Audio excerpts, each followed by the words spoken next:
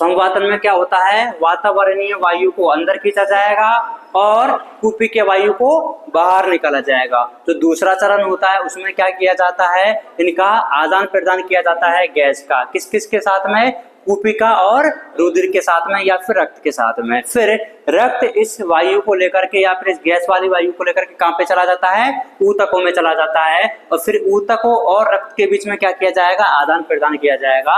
अब ये जो है ऑक्सीजन गैस कहां पे पहुंच चुकी है, कोशिकाओं के पास में। कोशिकाएं इस ऑक्सीजन का परोक्ष रूप से बोले तो इनडायरेक्टली रूप से क्या कर लेती है, उपभोग कर लेती है और ग्लूकोज को तोड़ देती है। ग्लूकोज को तोड़ने के बाद में वो क्या क्या चीजें बना देती है, CO2, H2O और एनर्जी। एनर्जी को उसने काम में ले लिया है। H2 हमारे शरीर के संतुलन में काम आ जाता है, बच गया कौन, CO2। CO2 जो गैस होती है वो हमारे शरीर के लिए कैसी होती है, हानिकारक होती है और इस गैस को निकालना जरूरी होता है। और इस गैस को हमारे शरीर से बाहर निकालने के जो प्रोसेस होता है इसी को ही क्या बोला जाता है, बहिःश्वसन बोला जाता है या फिर निःश्वसन बोला जाता है। ठीक है, जो रेस्पिरेशन होता है इसको अपन ने 3 टाइप में डिवाइड किया था, एक्सटर्नल रेस्पिरेशन, इंटरनल रेस्पिरेशन और सेलुलर रेस्पिरेशन। हमें इस चैप्टर में कौन सा वाला नहीं पढ़ना है, सेलुलर वाला नहीं पढ़ना है। अच्छा, इस चैप्टर का नाम क्या होता है, श्वसन व गैसों का विनिमय। एक्चुअल में तो नाम क्या होना चाहिए, श्वासन, क्योंकि ब्रीदिंग को श्वासन बोला जाता है, संवातन बोला जाता है। इसका मतलब इसमें श्वसन की पूरी बात करिए कि आधी बात करिए, आधी बात करिए। आधी का मतलब क्या है, इसमें कौन सी वाली बात नहीं करिए, कोशिकीय श्वसन वाली बात नहीं करिए। तो अपन को श्वसन के केवल और केवल 4 ही स्टेप पढ़ने होते हैं, 4 ही चरण पढ़ने होते हैं। पहले में तो क्या आना और जाना हो जाता है, दूसरे में क्या इनका आदान प्रदान हो जाता है और तीसरा क्या इनका परिवहन हो जाता है। फिर अपन ने देखा था कि जो मानव का जो श्वसन तंत्र होता है उसको अपन ने 2 भागों में विभाजित किया था। एक तो क्या हो जाता है श्वसन मार्ग और दूसरा क्या हो जाता है श्वसन अंग। श्वसन जो अंग होते हैं मानव के वो क्या होते हैं, लंग्स होते हैं, फेफड़े होते हैं, फुफ्फुस होता है। और श्वसन मार्ग जो होता है वो अपने बाह्य नासा छिद्रों से लेकर के कूपिकाओं तक होता है। तो जो भी हवा आती है सबसे पहले कहाँ पे आ जाएगी, बाह्य नासा छिद्रों में आ जाती है। अच्छा, आपने नोटिस किया होगा कि मैं जब भी आता हूं मैं बार बार इस चीज को रिवाइज करता हूं, इसका कोई लॉजिक है क्या, कैसे याद होगा? जितनी बार आप बार बार उसको रिवाइज करोगे उतना ही अच्छा याद होगा। लेकिन होता क्या है, केवल मैं बोलता हूं, तो अगर मैं बोलूंगा तो याद तुम्हें होगा कि मुझे होगा, मुझे होगा। और याद करने की जरूरत मुझे है कि तुम्हें है, तुम्हें। तो डिवाइड किया करिए, जब भी मैं आता हूं तो आप भी साथ के साथ में बोलो। गलत सही का अभी अपन को डिसाइड नहीं करना है, कुछ चीजें गलत भी हो सकती है और कुछ चीजें सही भी हो सकती है। बोलना जरूरी है, क्योंकि अभी नहीं बोलोगे तो कैसे बोलोगे फिर। ठीक है, तो बोलना जरूरी है। गलत सही तो अभी मान के ये चलना है कि एक बात बताओ, अगर तुम्हें सब कुछ ही सही आता तो इधर आने की जरूरत तो नहीं होती ना। तो मान के ये चलना है कि अभी हम यहाँ पे क्या करने आए, सीखने आए। और सीखेंगे कब, जब बोलेंगे। तो मेरे को भी तो पता होना चाहिए ना कि तुम्हें कौन सी चीज सही आती है, कौन सी गलत आती है। अगर तुम नहीं बोलोगे तो क्या है, न्यूट्रल रहते हो। मैं बोलूं, मैं इधर से कुछ पूछ रहा हूँ तुम भी चुप हो, अरे मैं बोल रहा हूँ तो मैं पढ़ता रहूंगा ना फिर। तो मैं तो घर पे बैठ के आराम से पढ़ लेता हूँ। अरे भाई मेरे को आता है तभी तो मैं इधर आया हूँ ना, तुमको आ जाएगा तो तुम भी इधर आ जाओगे। तुम उधर बैठो, क्यों बैठो अभी तुम्हें, क्योंकि अभी नहीं आ रही है चीजें, और फिर भी तुम कोशिश भी नहीं करो कि हमें आना चाहिए। ठीक है, तो सबको बोलना है। गलत सही डिसाइड अपन वो बाद में करेंगे, सही अपन को कहाँ पे करना है, नीट के एग्जाम में। अभी भी जो भी गलतियां करनी है तो मैं कहाँ पे करनी है, यहाँ पे करनी है। ठीक है, गलतियां सुधारने का मौका भी तुम्हें यहीं पे मिलेगा। ऐसा थोड़ी ना नीट के एग्जाम में बैठे हुए क्या अलग गलती करके देखते हैं, फिर उसका मौका आपको अगले साल दिया जाएगा कि पिछले साल जो भी गलतियां करी है उसका पूरा 1 साल के बाद में सुधार सकते हो। लेकिन अभी भी क्या मौका तुम्हारे पास में, उस एग्जाम तक पहुंचने से पहले बहुत सारी गलतियां कर लो और बहुत सारा अपन को सुधार भी कर लेना। समझ गए बात को? तो मानव जो श्वसन तंत्र होता है इसको अपन ने 2 भागों में विभाजित किया है। एक तो क्या है श्वसन मार्ग और दूसरा क्या है श्वसन अंग। एक तो श्वसन मार्ग और एक श्वसन अंग। श्वसन मार्ग में क्या किया जाएगा, बाह्य नासा छिद्रों से लेकर के कूपिकाओं तक किसको लेके जाएंगे, हवा को लेके जाएंगे। तो देखो सबसे पहले हवा कहाँ पे आएगी, बाह्य नासा छिद्रों में आएगी। बाह्य नासा छिद्रों से नासा कक्ष में आ जाती है, नासा कक्ष से नासा ग्रसनी में, नासा ग्रसनी से मुख ग्रसनी में, मुख ग्रसनी से स्वर यंत्र में, जिसको लैरिंक्स भी बोला जाता है, साउंड बॉक्स भी बोला जाता है, ध्वनि उत्पादक यंत्र भी बोला जाता है। और उस लैरिंक्स के बाद में श्वास नाल बोले तो ट्रेकिया में, ट्रेकिया जो होती है वो अपने लंग्स में एंट्री ले लेती है और 2 भागों में विभाजित हो जाती है, प्राथमिक श्वसनी, इधर भी प्राथमिक श्वसनी। ये जो प्राथमिक श्वसनी होती है आगे जाकर के और विभाजित हो जाती है द्वितीयक श्वसनी, द्वितीयक श्वसनी से आगे तृतीयक श्वसनी, तृतीयक श्वसनी से आगे प्रारंभिक श्वसनिका, प्रारंभिक श्वसनिका से आगे अंत्यस्थ श्वसनिका, अंत्यस्थ श्वसनिका के आगे श्वसन श्वसनिका, और उसके बाद में वो कूपिकाओं वाला पार्ट आ जाता है। तो जो रेस्पिरेटरी मार्ग है या फिर रेस्पिरेटरी ट्रैक्ट है उसको अपन ने दो भागों में विभाजित किया था, एक तो चालन भाग और एक दूसरा विनिमय क्षेत्र। तो एक को चालन क्षेत्र बोल सकते हैं या फिर चालन भाग बोल सकते हैं, और दूसरा कौन सा होता है विनिमय क्षेत्र या फिर आदान प्रदान वाला क्षेत्र हो सकता है। अच्छा, ये जो चालन भाग होता है कहाँ से लेकर के कहाँ तक होता है? बाह्य नासा छिद्रों से लेकर के और अंतिम या फिर अंत्यस्थ श्वसनिकाओं तक होता है। इस चालन भाग के मैंने आपको 3-4 काम भी बताए होंगे। पहला काम तो क्या होता है कि जो वातावरण की जो वायु होती है उसको बाह्य नासा छिद्रों से लेकर के और कूपिकाओं तक संचारित करने का काम होता है। दूसरा काम क्या होता है, जो वातावरण की जो वायु आती है, जो हवा आती है, उसको क्या करना, साफ करने का काम होता है, और उसको ह्यूमिडिफाई मतलब नमी या फिर आर्द्रता प्रदान करना। और तीसरा काम क्या होता है उसका, हाँ, उस हवा का या फिर जो वायुमंडलीय जो वायु होती है उसका जो तापमान है, भाई कई बार ज्यादा गर्म हो सकती है, कई बार ज्यादा ठंडी भी हो सकती है, और हमें ज्यादा ठंडी और ज्यादा गर्म से नुकसान हो सकता है क्या, हो सकता है। तो उस वातावरण की जो वायु है उसको हमारे शरीर के तापमान के अनुकूल करना, ये काम होता है किसके, चालन भाग के या फिर संवादन क्षेत्र के। उसके बाद में कौन सा होता है, आदान प्रदान वाला क्षेत्र होता है या फिर विनिमय क्षेत्र होता है। विनिमय क्षेत्र में क्या किया जाएगा, गैसों का आदान प्रदान किया जाएगा। अच्छा, ये जो विनिमय क्षेत्र है कहां से कहां तक होता है, श्वसन श्वसनिकाओं से लेकर के कूपिकाओं तक होता है। क्लियर है इतनी बात? अपने जो मानव की जो श्वसन अंग होते हैं उनको क्या बोला जाता है, फेफड़े बोला जाता है, लंग्स बोला जाता है, फुफ्फुस बोला जाता है। अच्छा, ये होते कितने हैं, दो, जोड़ी के दो होते हैं। और ये कैसे होते हैं, सॉलिड होते हैं, नॉन मस्कुलर होते हैं और स्पंजी होते हैं, ठोस होते हैं। ठोस में और कठोर में फर्क होता है। क्या फर्क होता है, सॉलिड और हार्ड में फर्क होता है। ठोस खाली होगा कि भरा होगा, और कठोर, कठोर और ठोस दोनों ही भरे हुए रहते हैं, लेकिन दोनों में फर्क ये होता है कि जो ठोस होता है उसको अगर अपन दबाएंगे तो उसमें संकुचन हो सकता है, दब सकता है, जैसे कि अपने फेफड़े। और ये जैसे कि अभी जो बेंच बनी हुई है इसको मैं कितना भी दबाऊं, बताओ दबेगी क्या, तो ये कैसी है, कठोर है। जो अपनी हड्डियां होती हैं वो कैसी होती हैं, कठोर होती हैं, हार्ड होती हैं। लेकिन जो अपनी उपास्थि होती है वो कैसी होती है, सॉलिड होती हैं। तो देखो मैंने इसको दबाया तो दब रही है ना, अरे हड्डी को मैं दबा सकता हूँ, हड्डी को नहीं दबा सकता। देखो इसमें मैंने दबाया तो दब गया है, और इसको मैंने रिलीज कर दिया तो ये नॉर्मल अपनी अवस्था में आ जाता है। इसको देखो मैंने दबाया तो दब गया, अब क्या मैं इसको छोड़ दूंगा तो ऐसा कैसे रहेगा क्या, नहीं। तो ये भी किससे बना हुआ है, उपास्थियों से बना हुआ है। लेकिन हड्डी कभी भी कॉन्ट्रैक्शन नहीं होता, उसमें संकुचन नहीं होता, तो ये फर्क होता है। तो अपने जो फेफड़े होते हैं वो कैसे होते हैं, ठोस होते हैं, स्पंजी होते हैं और पेशियों रहित होते हैं। पेशियां पाई जाती है कि नहीं पाई जाती, नहीं पाई जाती। अगर पेशियां नहीं मिलेंगी तो स्वतः संकुचन और शीतलन की क्षमता होगी या नहीं होगी, नहीं होगी।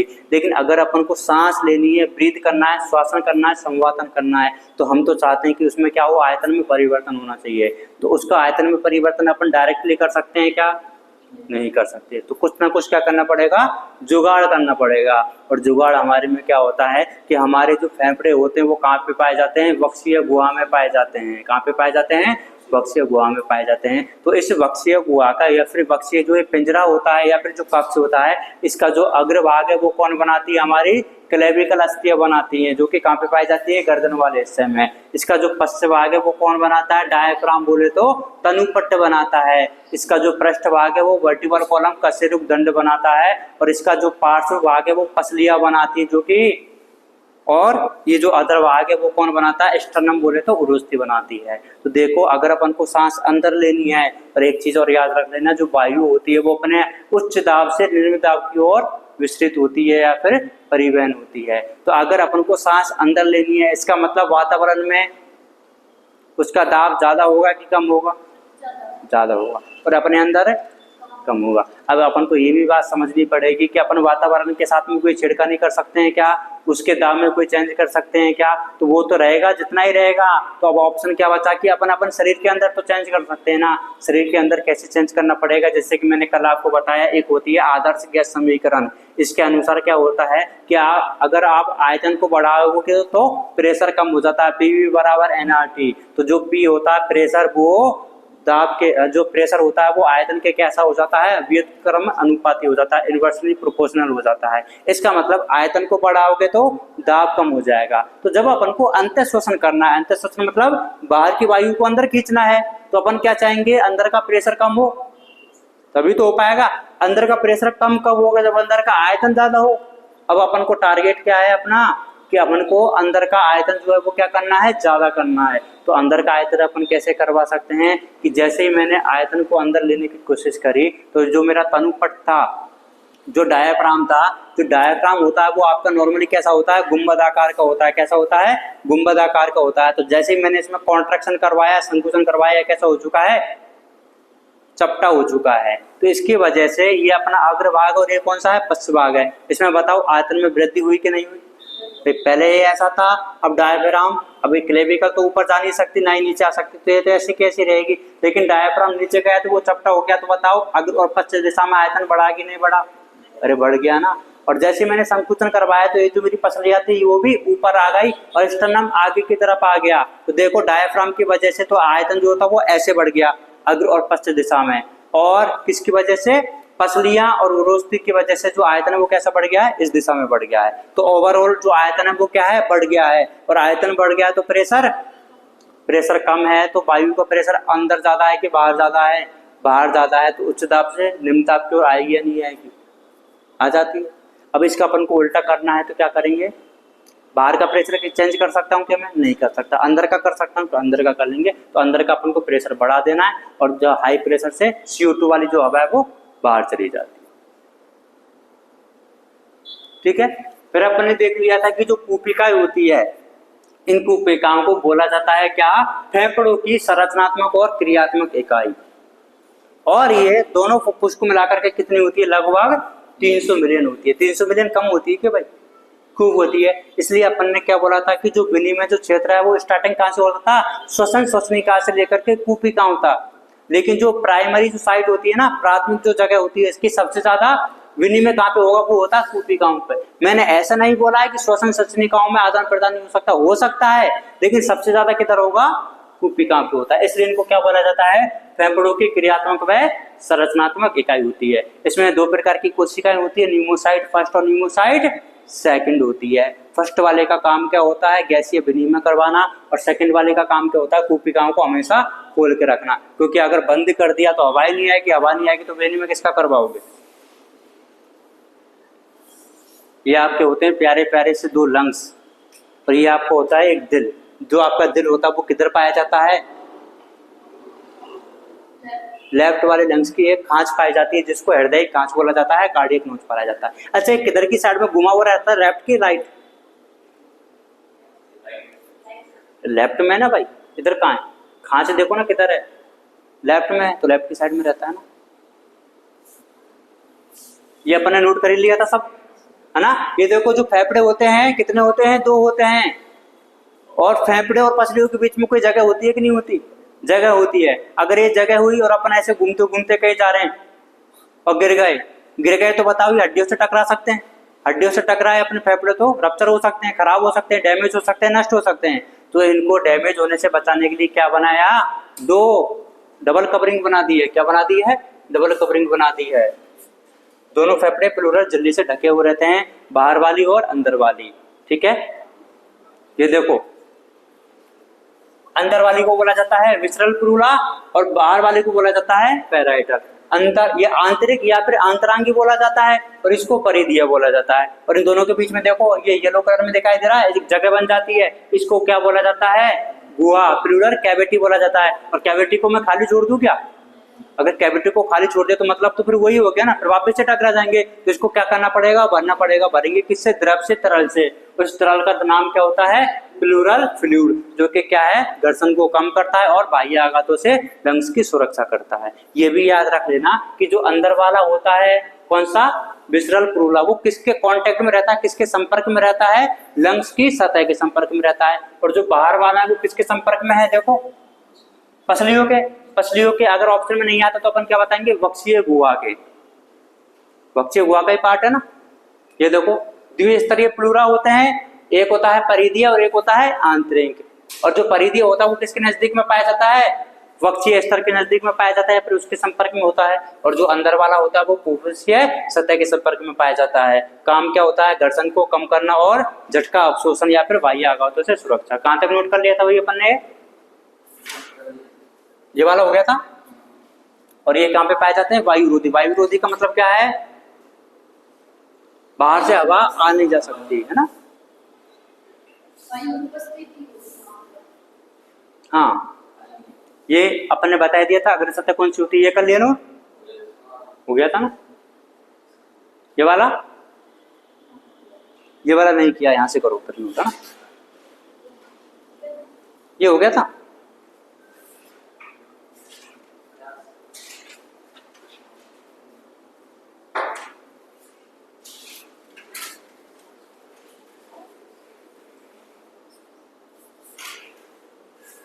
इसमें बस ये फर्स्ट पॉइंट लिख लो है ना, डायफ्राम में तनुपट बोला जाता है, फर्स्ट पॉइंट लिख लो बस।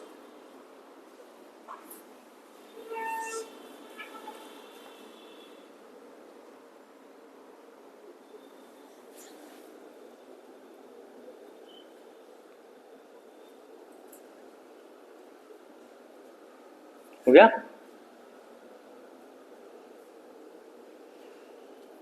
ये भी कर लो, श्वसन की मुख्य पेशी होती है।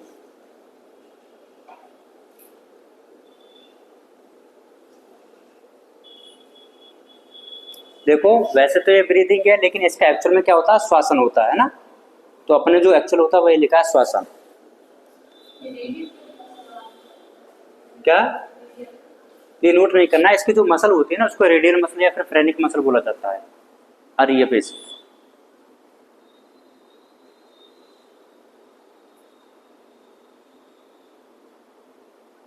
अपन ने क्या बोला, देखो संकुचन होता है उसमें, तो संकुचन पेशे होंगी तभी तो हो सकता है ना। तो उसकी जो पेशे होती है इनको फ्रेनिक बोला जाता है, फ्रेनिक मसल और रेडियल मसल।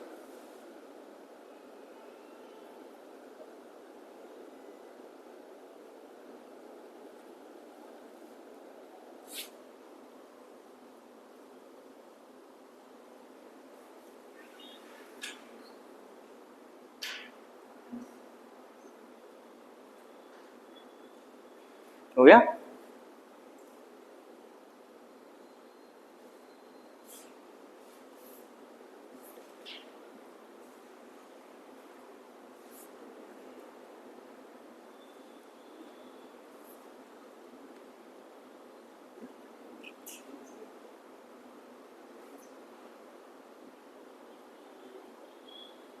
अब देखो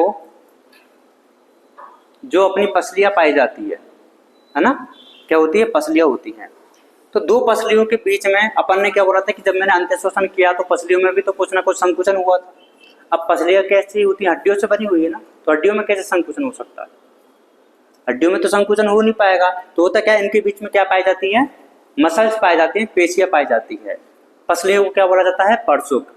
अब परसुक और दोनों के बीच वाले के लिए अपन इंट्रा यूज करेंगे कि इंटर, अंतर की अंतरा, अंतर की अंतरा, दो के बीच में अंतर।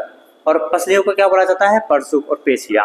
तो इन पसलियों के बीच में जो पेशियां पाई जाती है उनको बोला जाता है अंतर परसुक पेशिया। क्या बोला जाता है, अंतर परसुक पेशिया। तो देखो प्रत्येक दो पसलियों के बीच का स्थान जो होता है उसको क्या बोला जाता है, अंतर परसुक पेशिया, इंटरकॉस्टल मसल्स बोला जाता है। अंतरा नहीं है, अंतर है, अंतर ये वो है ना, अंतरा लिख दिया है, अंतर होता है। इस स्थान में जो भी पेशियां उपस्थित होती है उनको क्या बोला जाता है, इंटरकॉस्टल मसल बोला जाता है। मान के चलिए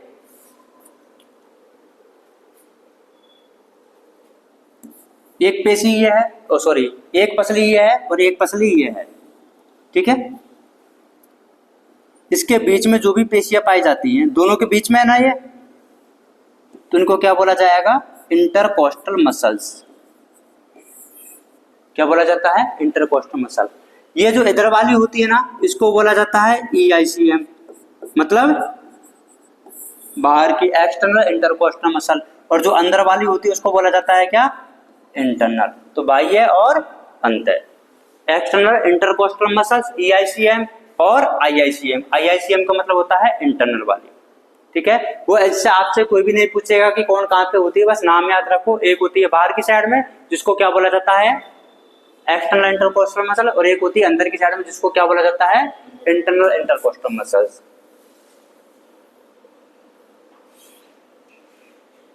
ये देखो, ये ऊपर वाली पसली है और ये नीचे वाली पसली, दोनों के बीच में पाई जाती है ना इंटरकोस्टल मसल। ऐसे भी समझ सकते हैं, ये ऐसे पाई जाती है, एक एरी तो दोनों के बीच में पाई जाती है, उनको क्या बोलेंगे? Intercostal muscles.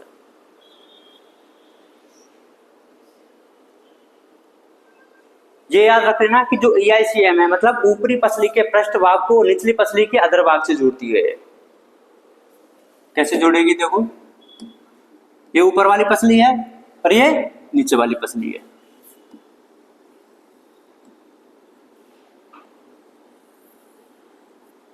ये ऊपर वाली पसली का ऊपर का भाग है, ऊपर वाले भाग को क्या बोला जाता है? डोर्सल की वेंट्रल। डोर्सल बोलेंगे, डोर्सल मतलब पृष्ठ। और ये इसका कौन सा भाग है? अधर भाग। ये नीचे वाली है, ये इसका कौन सा भाग हो जाएगा? पृष्ठ। और ये कौन सा हो जाएगा? अधर। तो देखो, EICM क्या होता है? ऊपरी पसली के पृष्ठ भाग, इसका पृष्ठ भाग, और नीचे वाले का अधर भाग। ऊपरी पसली के पृष्ठ भाग को निचली पसली के अधर भाग से जोड़ दिया है, तो ये तो कौन सी है? EICM। और ऊपर की पसली के अधर भाग को नीचे की पसली के पृष्ठ भाग से जोड़ देते हैं, तो उसको क्या बोला जाता है? IICM। याद हो जाए तो कर लेना, नहीं हो तो मत करना, ठीक है। क्या याद करना है? वो ऐसा होता है कि अंत्य शोषण के दौरान EICM में क्या होगा? संकुचन होगा। अंत्य शोषण करूंगा तो इसमें क्या होगा? EICM में संकुचन होगा, और संकुचन की वजह से क्या हो जाता है? उरोस्थी बाहर की तरफ आ जाती है, पसलियां ऊपर की तरफ गति करने लग जाती है, और इसकी वजह से बताओ जो आयतन है वो बढ़ेगा ना, वक्षीय गुहा का आयतन पृष्ठ और अधर तल में बढ़ जाता है। देखो, ये स्टर्नम है तो ये आगे आएगी, तो अधर और पृष्ठ सतह पे बढ़ेगा, और डायफ्राम की वजह से अग्र और पश्च दिशा में बढ़ता है। इधर जो भाग है IICM, जो IICM का होता है, इसका उल्टा कर देते हैं, ये ऊपरी पसली के अधर भाग से, ऊपरी पसली के अधर भाग से और निचली पसली के पृष्ठ भाग से जुड़ता है। ये कब काम में आता है? बलपूर्वक बहिर्शोषण में, फोर्सफुल एक्सपायरेशन में काम आता है। इसमें जब संकुचन होगा तो उरोस्थी अंदर की तरफ चली जाती है और पसलियां नीचे की तरफ आ जाती है, जिससे कि वक्षीय गुहा का आयतन क्या हो जाता है? अधर तरफ और पृष्ठ और अधर में क्या हो जाता है? कम हो जाता है। कैसे होती है मैकेनिज्म वो अभी मैं समझा दूंगा, अभी के लिए याद रखिए कि कौन सा वाला किस में काम आ रहा है, अभी मैकेनिज्म में अपन पढ़ेंगे। अब है ब्रीदिंग या फिर संवातन, या फिर संवातन की क्रियाविधि। 1 मिनट में कितनी बार करते हैं अपन? 12 से 16 बार ब्रीथ करते हैं। कितनी सांस लेते हैं? 12 से 16। वो कैसे हो पाता है? देखिए, एक होता है अंत्य शोषण और एक होता है बहिर्शोषण। जो अंत्य शोषण होता है उसमें क्या किया जाता है? श्वास को अंदर लिया जाता है, और बहिर्शोषण में श्वास को बाहर छोड़ा जाता है, ठीक है। जो अंत्य शोषण होता है वो एक सक्रिय प्रक्रिया है, जबकि बहिर्शोषण कैसा है? एक निष्क्रिय प्रक्रिया है। और ये 2 सेकंड के लिए होता है और ये 3 सेकंड के लिए। 2 और 3 5 सेकंड। एक ब्रीथ में कितना टाइम लग रहा है? 5 सेकंड का टाइम लग रहा है। और 1 मिनट में कितने सेकंड होते हैं? 60 सेकंड होते हैं। तो अगर एक सांस के लिए 5 सेकंड लग रही है तो 60 सेकंड में कितनी सांस ले सकते हैं अपन? 12 ले सकते हैं। और कोई जल्दी जल्दी भी ले ले तो मैक्सिमम कितने ले सकता है? 16 ले सकता है। तो एवरेज कितना आ जाता है? 12 से 16 आ जाता है, ठीक है। अंत्य शोषण में ज्यादातर रोल किसका रहता है? तनुपट का और ICM। ICM मतलब अंतर पर्श्वक पेशियां, दोनों मिलाकर के ही श्वसन की क्रियाविधि को करवाती है। देखो, वायु को फेफड़ों के अंदर तथा बाहर ले जाने के लिए फेफड़े एवं वायुमंडल के बीच में क्या होनी चाहिए? दाब प्रवणता निर्मित की जाती है। दाब प्रवणता होगी तभी तो आ पाएगा। अगर बाहर का प्रेशर ज्यादा है, अंदर का कम है, तो बाहर से अंदर आ जाएगी, और अंदर का प्रेशर ज्यादा है, बाहर का कम है, तो बाहर से अंदर चली जाएगी। दाब प्रवणता होना क्या है? जरूरी होता है। अंत्य शोषण तभी हो सकता है। अब एक बात बताओ, अंत्य शोषण लेना है आपको, मतलब वायु को अंदर खींचना है, तो अंदर का प्रेशर कम होना चाहिए कि ज्यादा होना चाहिए? कम होना चाहिए। बाहर का प्रेशर बाहर का प्रेशर ज्यादा होना चाहिए। अब अंदर की बात कर रहे हैं तो मतलब हमारे फेफड़ों का आयतन की बात कर, प्रेशर की बात कर रहे हैं ना। और फेफड़ों के जो आयतन है उसको क्या बोला जाता है? Intra pulmonary pressure. क्या बोला जाता है? Intra pulmonary pressure. मतलब फेफड़ों के अंदर का जो दाब है वो क्या होना चाहिए? कम होना चाहिए। तो अंतर श्वसन तभी हो सकता है जब फेफड़ों की वायु का दाब मतलब कि आंतर फुफ्फुसीय दाब या फिर इंट्रा पल्मोनरी प्रेशर क्या है? वायुमंडलीय वायु के दाब से कम हो। अर्थात फेफड़ों का दाब वायुमंडलीय दाब के सापेक्ष में क्या होना चाहिए? कम होना चाहिए। कम होगा तभी तो गैस अंदर आएगी। और निःश्वसन या फिर उच्छ्वसन में क्या होना चाहिए? जब आंतर फुफ्फुसीय जो दाब होता है वायुमंडलीय दाब से अधिक होना चाहिए। तभी जा करके क्या है, जो सांस है वो बाहर निकल सकती है, जो हवा है वो बाहर निकल सकती है। तो पहले आप इतना नोट करिए। टॉपिक लिखना श्वसन की क्रियाविधि है ना, मैकेनिज्म ऑफ ब्रीदिंग।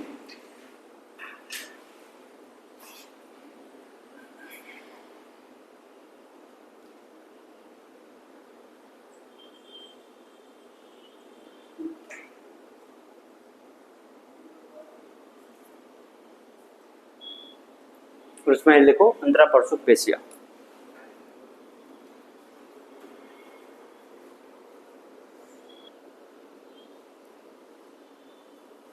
हो गया?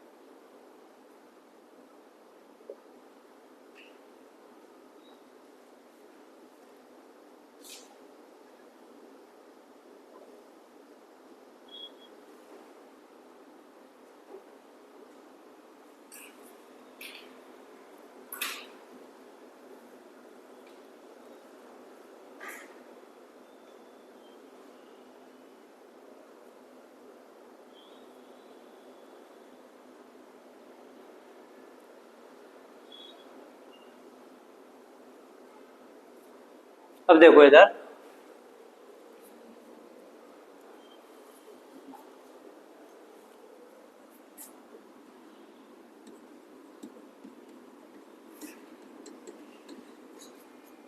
Mechanism of respiration.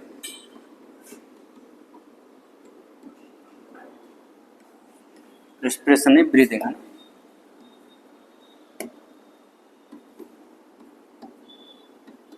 अच्छा ये बताओ ब्रीदिंग कितने टाइप की होती है भाई? 2 प्रकार की। कौन कौन सी? एक तो अंतःश्वसन और दूसरा कौन सा है? बहिःश्वसन। और बहिःश्वसन को ही निःश्वसन बोला जाता है। यही होता है। ये जो अंतःश्वसन है, अंतःश्वसन में क्या किया जाएगा? वायु को बाहर निकाला जाएगा कि अंदर खींचा जाएगा? अंदर खींचा जाएगा। तो इसमें क्या किया जाता है अंतःश्वसन में? वायु। अच्छा ये जो वायु है वो कौन सी वाली वायु? वातावरणीय वायु या फिर वायुमंडलीय वायु। वायुमंडलीय वायु को अंदर खींचा जाता है।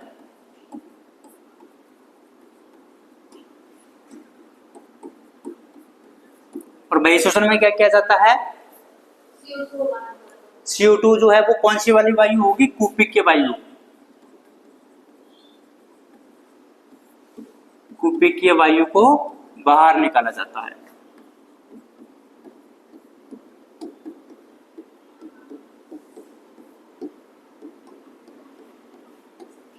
यही होता है।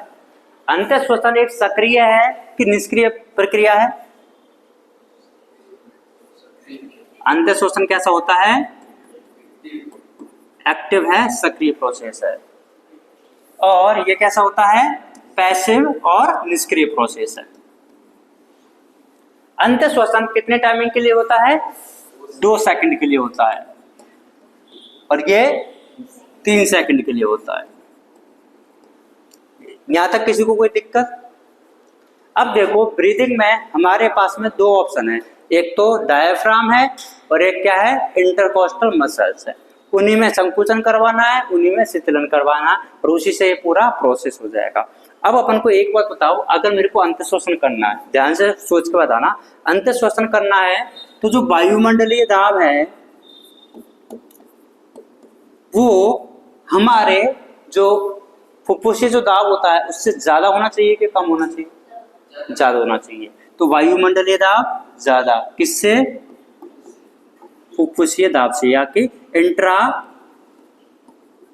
Pulmonary pressure.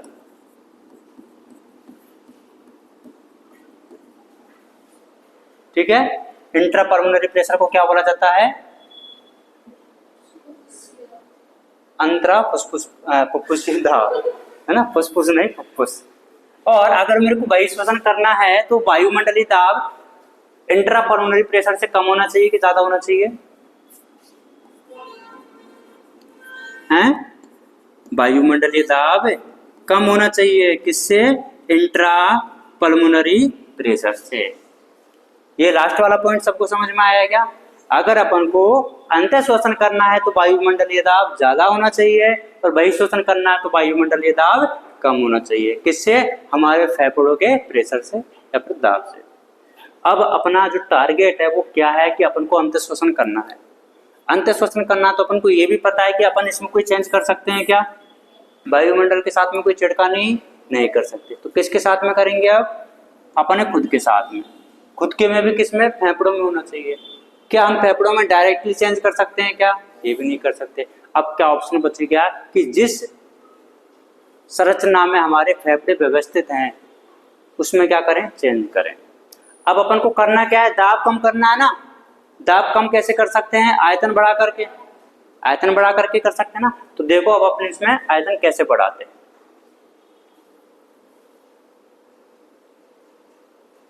अपन को याद रखना, अपन को क्या करना है? आयतन बढ़ाना है। ठीक है, देखो अपन क्या करवाएंगे, इसमें संकुचन करवाएंगे। अच्छा, पहला जो संकुचन होता है वो किसमें होता है? डायफ्राम में होता है। किसमें होता है? डायफ्राम में। डायफ्राम को बोला जाता है क्या? तनुपट। जब इसमें संकुचन होता है तो ये पहले कैसा था? पहले कैसा था? ये गुंबदाकार, गुंबद के आकार का था। और अब कैसा हो गया संकुचन के बाद में? चपटा। तो बताओ इसकी वजह से आयतन में कोई फर्क पड़ेगा क्या? आयतन बढ़ेगा, लेकिन कौन सी दिशा में? अग्र और पश्च दिशा में। तो इसकी वजह से क्या हो गया है भाई? आयतन अग्र व पश्च दिशा में, अब बोलो ना, बढ़ गया। बढ़ गया तो मैं इसको ऐसे लिख दूं, इंक्रीज। अरे हितेश सही बोल रहा हूं क्या? ठीक है, हितेश का तो ध्यान ही नहीं है। कोई बात नहीं है, एक दिन देना पड़ेगा ध्यान भी। एक संकुचन तो किसमें करवा दिया है? तनुपट में करवा दिया है। दूसरा संकुचन अपन करवाएंगे किसमें?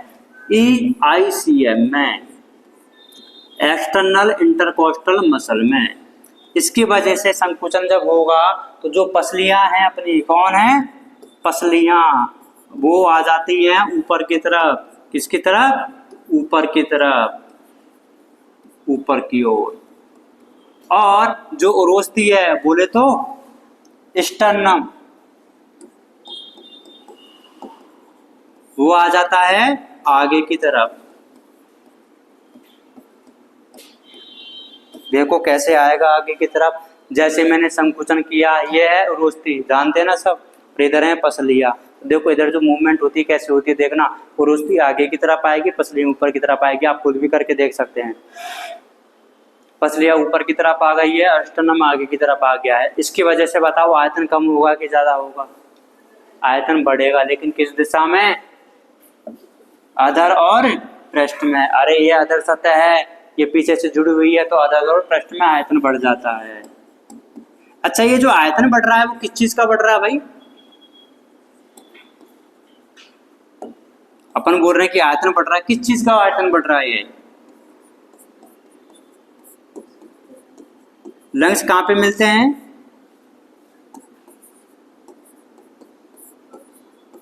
वक्षीय गुहा में या फिर वक्षीय पिंजरे में।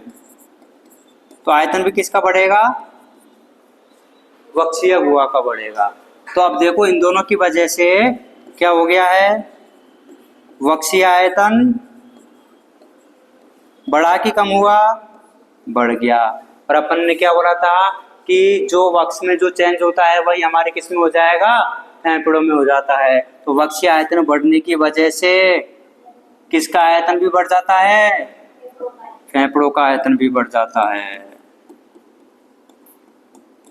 और जब फेफड़ों का आयतन बढ़ गया तो बताओ फेफड़ों का प्रेशर कम हो जाएगा। और फेफड़ों का प्रेशर कम हो गया बोले तो दाब, और हमें करना क्या था? दाब ही तो कम करना था ना। तो देखो हो गया है। और जैसे ही दाब कम हुआ, जो वायु है, कौन सी वाली वायु? वातावरण की वायु, वो बाहर से अंदर दौड़ी चली आती है। और इसी को तो क्या बोल दिया जाता है? अंत श्वसन। अरे समझे कि नहीं समझे? अरे बोलो ना भाई, समझ गए? अब मेरे को बहिश्वसन करना है। क्या करना है? बहिश्वसन करना है। तो आप सभी 1 मिनट तक अंत श्वसन करिए और फिर बहिश्वसन करिए। मतलब फोर्सफुल जोर लगा के नहीं, नॉर्मली करना है। उसमें ये देखो कि आपको बहिश्वसन करने में कोई जोर लगाना पड़ रहा है क्या? जैसे कि मैंने अंत श्वसन किया, जोर लगाना पड़ा। जोर लगाना पड़ रहा है मतलब मेरी एनर्जी लग रही है, ऊर्जा हो रही है, तो इसलिए मैंने इसको क्या बोला है? सक्रिय बोला है। क्या देखो अब बहिश्वसन करने में कोई मेरे को एनर्जी लगानी पड़ी, वो अपने आप हो गया है, तो कैसा होता है? निष्क्रिय होता है। तो बहिश्वसन में मेरे को संकुचन करवाना है कि शीतलन करवाना है, ये बता दो बस। भाई इसमें तो मेरे को ऊर्जा लगानी पड़ रही है, तो मैंने संकुचन करवा दिया है। अब बहिश्वसन में बताओ मेरे को, ये तो पैसिव प्रोसेस है, तो मैं इसमें क्या संकुचन करवाऊं क्या? उसमें संकुचन की जरूरत ही नहीं है। उसमें तो क्या करवाना पड़ेगा? शीतलन करवाना पड़ेगा। तो गौर से देखिए भाई, कैसे देखना है? गौर से देखना है। अच्छा एक बात बताओ, जब मैंने संकुचन इसमें करवाया, किसमें? तनुपट में और ईसीएम में, तो शीतलन भी तो इसमें ही करवाऊंगा क्या? इसमें ही करवाऊंगा ना, कोई नई चीज थोड़ी ना आएगी।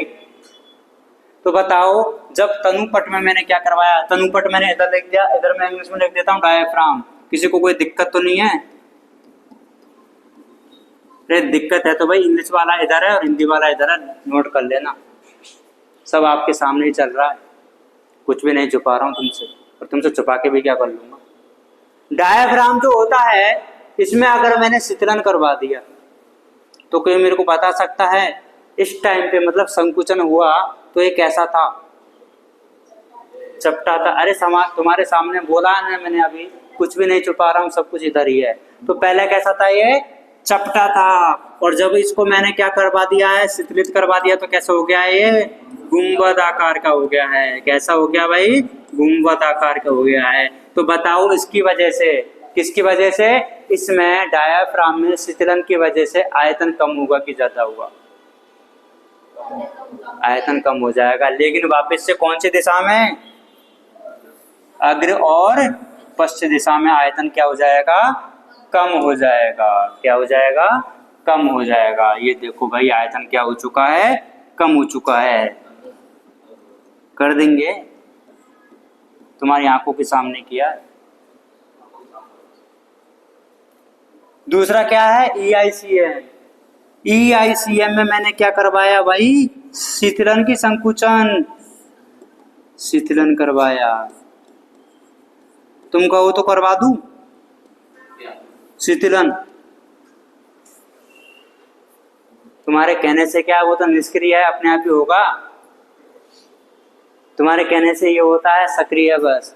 तो देखो जब इसमें शीतलन हो जाएगा तो बताओ पसलियां पहले कहाँ पे चली गई थी? ऊपर की ओर। अब कहाँ पे लेके आएंगे उनको?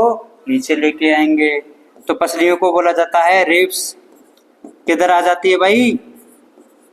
नीचे की ओर आ जाती है। आ गई? ठीक है। पुरोस्ती बोले तो स्टर्नम पहले कहाँ पे पहुंच गया था? आगे। अब इसको वापस से कहाँ पे लेके आए? पीछे की ओर। पीछे की ओर भी बोल सकते हैं या फिर अंदर की ओर।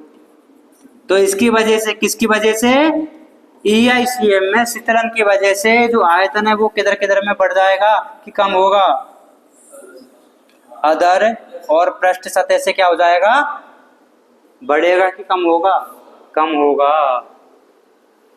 ये कर दिया है भाई कम, कर दिया है क्या कम, अभी नहीं किया, कर देता हूं, ये लो तुम कहते हो तो कर देता हूं मैं, घटता है, घट गया।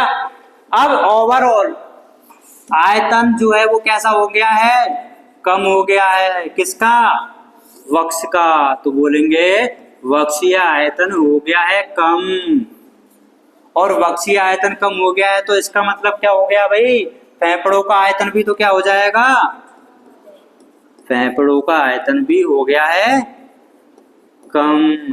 और जब फेफड़ों का आयतन हो गया है कम तो क्या बढ़ जाएगा, दाब बढ़ चुका है, किसका, फेफड़ों का कि वायुमंडल का है, फेफड़ों का, फुफ्फुस का, फुसफुस की फुफ्फुस, फुफ्फुस। और दाब जब बढ़ गया है अंदर का और वातावरण का हो गया है कम, तो जो होगी वायु वो कहां से कहां पे जाएगी, अंदर से बाहर की बाहर से अंदर, अंदर से बाहर, मतलब वायु बाहर की ओर। और इसी को तो क्या बोल दिया जाता है, बहिश्वसन बोल दिया जाता है। क्या बोल दिया जाता है, बहिश्वसन बोल दिया जाता है। समझ गए क्या भाई, तो करिए इसको नोट।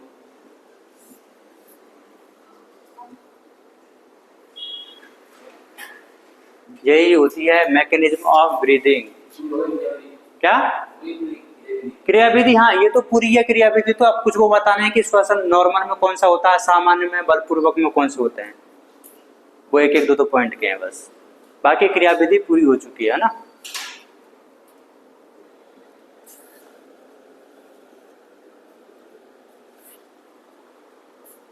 ये IPP का मतलब क्या है इधर, इंट्रा पल्मोनरी प्रेशर, अंतः फुफ्फुसीय दाब। हाँ इधर लिख देता हूं मैं।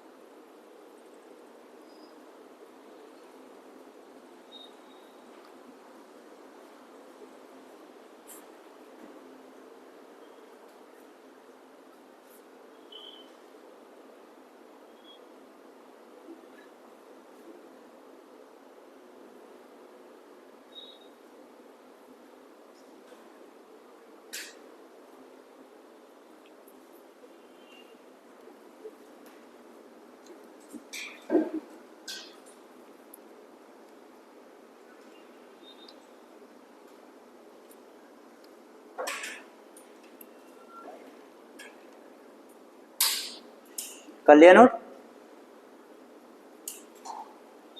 अब ये जो अपन ने पढ़ा है अंत्य श्वसन और बहिश्वसन, ये सामान्य वाला लिखा है कि बलपूर्वक लिखा है, सामान्य वाला है ना।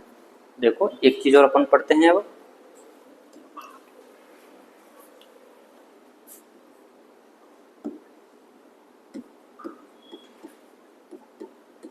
सामान्य अंत्य श्वसन और सामान्य बहिश्वसन।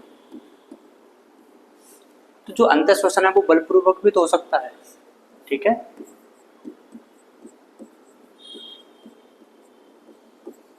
बलपूर्वक अंतःश्वसन और बलपूर्वक बहिश्वसन। जो अभी अपन ने लिखा है वही अपन को वापस से आपको देख के बताना है कि सामान्य अंतःश्वसन में संकुचन होगा कि शीतलन होगा। सामान्य अंतःश्वसन में क्या होता है? संकुचन होता है। किस किस में संकुचन होता है भाई? एक तो डायाफ्राम में और एक EICM में। ठीक है, तो डायाफ्राम में जब संकुचन होता है तो डायाफ्राम कैसा हो जाता है? चपटा हो जाता है। और जब EICM में होता है तो एक तो क्या है, जो आपकी पसलियां होती हैं वो किधर आ जाती है? ऊपर, और उरोस्थी आगे। आगे या फिर बाहर की तरफ भी हो सकते हैं। ठीक है, यही होता है। और सामान्य बहिश्वसन में क्या होगा भाई? सामान्य बहिश्वसन में क्या किया जाएगा? शीतलन किया जाएगा ना।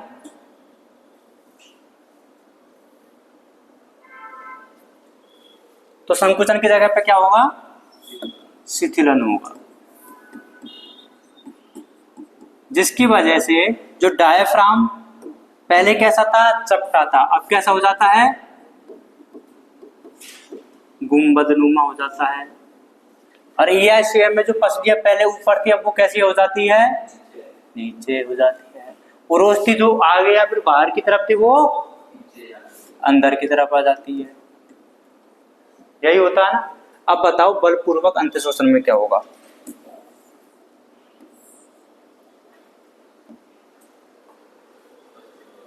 हाँ, अब अपन को अंतःश्वसन नहीं करना लेकिन बलपूर्वक करना है। एक बात बताओ, अपन नॉर्मल अंतःश्वसन कर रहे हैं बैठे बैठे, तो जब मेरे को बलपूर्वक करना है तो उसमें क्या करवाना पड़ रहा है? देखो मैं नॉर्मल अभी भी कर रहा हूं, ये हो गया बलपूर्वक। इसमें क्या हुआ फिर मेरे साथ में? और ज्यादा करवा लिया। मतलब करवाना तो क्या है? संकुचन ही है ना। तो वापस से क्या ही करवाना है अपन को? संकुचन ही करवाना है। लेकिन क्या ये जो संकुचन है यहाँ पे पहले वाले से ज्यादा करवाऊं क्या? उससे उस वाले में काम हो जाएगा? अब संकुचन अपन को ज्यादा करवाना पड़ेगा। तो यहाँ पे जो संकुचन होता है वो कैसा होता है? मोर संकुचन होता है, मोर कॉन्ट्रैक्शन होता है। तो इसकी वजह से डायफ्राम और ज्यादा चपटा हो जाएगा, पसलियां और ज्यादा ऊपर आ जाएंगी, उरोस्थी और ज्यादा बाहर आ जाएगी, और ज्यादा हवा अंदर आ जाएगी। और इसको क्या बोला जाता है? बलपूर्वक अंतःश्वसन बोला जाता है। आ गई की बात समझ में? अरे बोलो भाई, आ गई? पक्का? झूठ तो नहीं बोल रहे हो?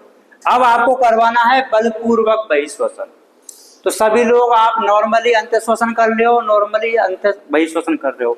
अब थोड़ा सा बलपूर्वक बहिश्वसन एक बार हो जाए। नहीं आता है करना? मैं तो कह रहा एक्सपर्ट हूं, पर एग्जाम तुम्हें देना है, इस एक्सपर्ट को नहीं देना है ना। मैं एक्सपर्ट हूं तभी इधर खड़ा हूं, तुम उधर बैठे हो। तो मैं तुम्हें जब बोल रहा हूं करना तो आता होगा। देखो जब अपन बलपूर्वक बहिश्वसन करते हैं तो हमें जोर लगाना पड़ रहा है कि नॉर्मली हो जाता है? जोर लगाना पड़ रहा है। जोर लगाने का मतलब क्या हुआ? संकुचन की शीतलन। जोर लगाने का मतलब तुम्हें एनर्जी लगानी पड़ रही है ना। एनर्जी लगानी पड़ रही है तो उसमें अपन संकुचन करवा रहे हैं कि शीतलन करवा रहे हैं? संकुचन होगा। अब इसमें क्या है? संकुचन होता है। लेकिन एक दिक्कत है कि इसमें जो संकुचन है ना वो पता है अपन ने किस में करवाया है? डायफ्राम में नहीं करवा रहे हैं। वो मैंने लिखवाई थी EICM और IICM, दोनों में डिफरेंस लिखा है। IICM में पढ़ के देखो एक बार। IICM था ना, पढ़ के देखो उसमें दूसरा क्या लिखा हुआ है? बलपूर्वक बहिश्वसन में, IICM में संकुचन होता है। तो एक तो संकुचन किस में होगा, IICM में। किस में होगा, IICM में। और जो दूसरा संकुचन होता है वो किस में होता है, उदरीय पेशियों में होता है। किस में होता है, उदरीय पेशियों में होता है। यही तो है काम का। ये तो सभी बता देते हैं, सभी पढ़ लेते हैं। जो नहीं बताया जाता, जो नहीं पढ़ा जाता, वो कौन सा होता है, बलपूर्वक बहिःश्वसन। बलपूर्वक बहिःश्वसन में अपन नॉर्मली क्या सोच लेते हैं कि सामान्य बहिःश्वसन में शीतलन हो रहा है, और बलपूर्वक अंतःश्वसन में जो संकुचन हो रहा था वही और ज्यादा संकुचन करवा दिया है। तो इसका ऐसे लिंक नहीं करना है कि इसमें शीतलन हो रहा था इसमें और ज्यादा शीतलन करवा लो। और ज्यादा शीतलन होता तो वो प्रोसेस ही कैसा हो जाता, फिर पैसिव हो जाता। फिर मैं बलपूर्वक क्यों बोलूंगा उसको। अरे बलपूर्वक जिसमें बल लगे, अरे बल लगेगा तो शीतलन होना कोई बल लगाने का काम है क्या। अरे नहीं समझे। तो इसमें क्या होता है, संकुचन। लेकिन संकुचन भी किसमें, अब देखो, अब तुम बोलो कि सर EICM में क्यों नहीं करवाया। अगर मैं EICM में करवाऊंगा तो बहिःश्वसन थोड़ी ना, वो तो अंतःश्वसन में करवा दिया मैंने। तुम बोलोगे कि सर डायफ्राम में करवाओ, डायफ्राम में करवाऊंगा तो वो तो आयतन को क्या करेगा, बढ़ा देगा। और मेरे को बहिःश्वसन में तो आयतन को क्या करना है, कम करना है। तो वो किससे हो पाएगा, उदरीय पेशियों से हो पाता है और IICM से हो पाता है। तो ये संकुचन किस में करवाना पड़ेगा अपन को, IICM और उदरीय पेशियों में। इसलिए आपकी NCERT में भी लिखा हुआ है कि जो मानव जाति होती है, जो स्तनधारी होते हैं, उनके पास में ये जो अंतःश्वसन और बहिःश्वसन होती है, इसकी क्षमताओं को बढ़ाने की क्षमता होती है। किसकी वजह से, कुछ अतिरिक्त पेशियां पाई जाती हैं आपके उदर में, उदरीय पेशियां बोला जाता है। ये एक बार नोट करो, वो लाइन कहाँ पे वो भी मैं बताता हूँ आपको।